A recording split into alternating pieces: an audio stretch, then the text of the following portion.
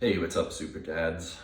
I got a message from one of our group members here. I'm going to read the message to set up the context of this little video I'm putting together here.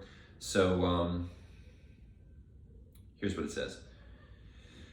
There are a lot of things I want to do when it comes to exercising and getting in shape. It's just so hard to manage the time, and then even more difficult, the motivation. I know it's the little things that can snowball into big things, but how do you, generally you, manage to get yourself off the couch, get your ass to actually do it? It's hard to submit. It's hard not to submit to the way of thinking, whatever, you know. Well, I do know. I think we all know about that. This is a great question because it's such a core question to the sort of struggle that people have around everything, around just making themselves better, around doing something instead of nothing, doing the hard thing instead of the easy thing. And so I got a couple notes here. I spent a couple days thinking about what to say, but let me say that one video will not answer this question entirely. Many books could be and have been written an answer to this question. Okay, so I'll cover a couple things here, but I'll probably make a bunch more videos about this topic as it will inevitably come up over and over. So first of all, basically the question is, how do you get yourself to do something instead of nothing? Well, the first thing that we need to get clear about, and not just we, but you individually need to take some time to really think about this question, is what is doing nothing doing for you? Because any persistent behavior is solving some problem that you have. It's established itself as a legitimate way to deal with some challenge that you're facing. And almost always that challenge is one of avoiding pain or discomfort. And that pain or discomfort can be boredom. It might be the pain or discomfort of hunger if you are having trouble with a diet. It might be the pain or discomfort of exercising, because if you're not used to it, that can be, that pain can be close to suffering. It can be interpreted as suffering. The more you do it, the more you learn to sort of enjoy and embrace that pain as the pain of positive change. But that takes time. It takes adaptation. It takes developing your sensibility around those things. So what is doing nothing doing for you that is positive, or that is at least preventing negative from happening? So if you're finding yourself sitting on the couch more than you'd like, watching Netflix more than you might like, it must be doing something that you regard as valuable. And so you need to get really clear about that, because until you know what your behavior is doing for you, consciously, you are subconsciously going to be unwilling to give it up or try to replace it with something else, because it's something that works well enough for your current set of challenges, right? So that would be the first step, to seriously consider that. Okay, second, we need to recognize that there's sort of a trap involved in all of this, right? For many people, most people, maybe even all people, there's kind of multiple potential versions of you, right? So I'm almost certain you've all had the experience of there's a time when you're not really doing the things that you think you should be doing or believe that you should be doing, and then the times when you are doing those things. And those two yous feel like very different people. And when you are on the side of not doing those things seems like such a burden and such a challenge and totally not worth it.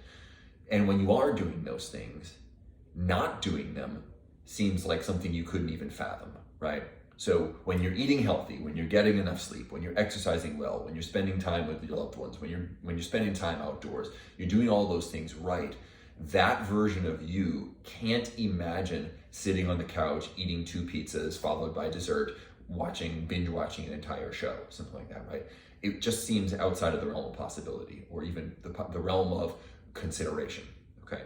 So the problem then is, how do you make the leap from one you to another you when the you that's on this side, the one that isn't doing those things, sees them as such a huge challenge?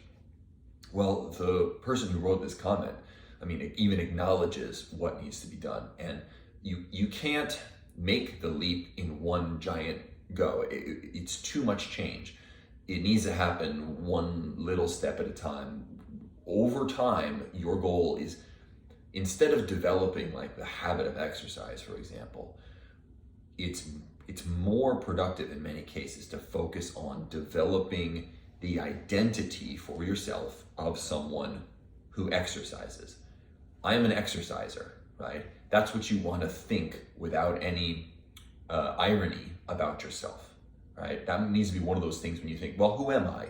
I'm a father, I'm a husband, I'm an exerciser, I'm a teacher, and it needs to be part of that, okay? Because once you feel like that person, then doing the things that go along with that identity sort of just come along for the ride, okay? So how do we do that? Consistent action, right? And it doesn't need to be big actions. Each time you do something that is in line with that identity, you're voting for that identity. You're voting for that version of yourself. We all know that story about the two wolves, right? And which one, the good wolf and the evil wolf, and which one wins? The one you feed. Well, you don't need to feed the hardworking, dedicated, self-development version of yourself that much. You just need to feed it consistently, okay? And it can be a pebble, it can be a little bit, whatever, just a tiny bit, a morsel each time, and it will get stronger and stronger quickly, okay? So that brings us to this third part, which is motivation, right? How do you deal with the motivation? Well, first of all, I would say basically the idea of motivation itself is a trap, because we learn to love motivation for the times when it works for us. And because of those times, we come to rely on motivation. And that is not a healthy place to be, because motivation is inherently unreliable. It comes and goes as it will, right? Based upon things that are entirely out of your control. So momentum is a much more reliable force than motivation. And how do you create momentum? Just the tiniest little push can do it. Just the tiniest little push, all right?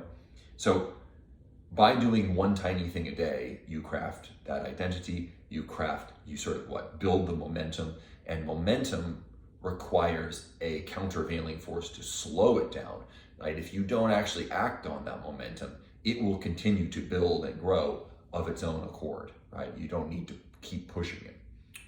And so something as simple as like, I'm gonna do one push-up a day, or one squat a day, or let's say you're sitting on the couch and you haven't done anything that day and you're like, I just don't want to do anything.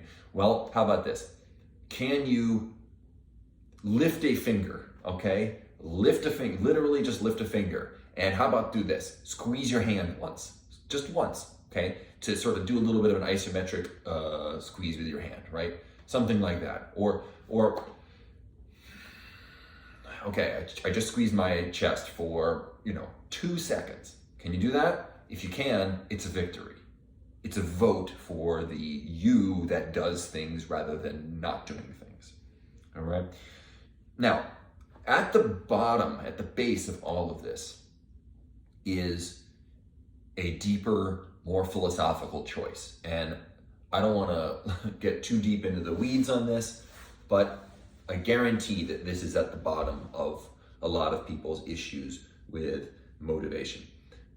It's the question, and this is a fundamental question for how you exist vis-a-vis your life, what your standpoint is in the world, your worldview, right? That question is,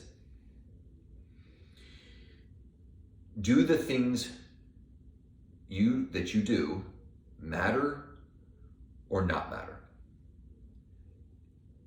Because either everything everything you do matters, or nothing you do matters.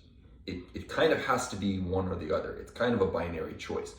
Because if you have any conception of complexity and the way it works, we know very clearly at this point that causation, results in a complex system are not a linear function. So what that means is the amount of work you do is not always predictive of the outcomes that you're going to get. Sometimes it's the tiniest little thing that creates the biggest changes, right? And so if you're going to accept that, and that's basically a scientific fact at this point, right? The butterfly effect, as it's colloquially, commonly, is probably a better word, commonly known, right? That's hard to deny. So then the question becomes, all right, well, that means that either everything you do matters or nothing does. And that's a choice that you have to make for yourself. But if you think deeply about it, it seems pretty clear to me, at least, that one of those choices is adaptively sound. It will lead to you having a better life than the other one will. And the idea that everything you do matters is a tremendous burden. It's something that, boy, you know, if you really consider that deeply, it will change the way you act, but it will also potentially add to your stress, probably likely add to your stress quite a bit. On the other side, if you choose to believe that nothing you do matters, it's probably a feeling of release in the beginning, but it is not a way out. You have just trapped yourself in what I would, at least in my estimation, is a worse prison by believing that. I don't know if there's a terrestrial objective truth about this, at least not one that we can determine using the means that are at our disposal. But, you know, your choice in the matter should come down to which one serves you best, which one is more likely to get you to the person that you want to be, the place that you want to occupy in terms of your life. So this might be the starting point. All right, I'll be back with more, because that, you know, this is just the beginning of a conversation. So go be super.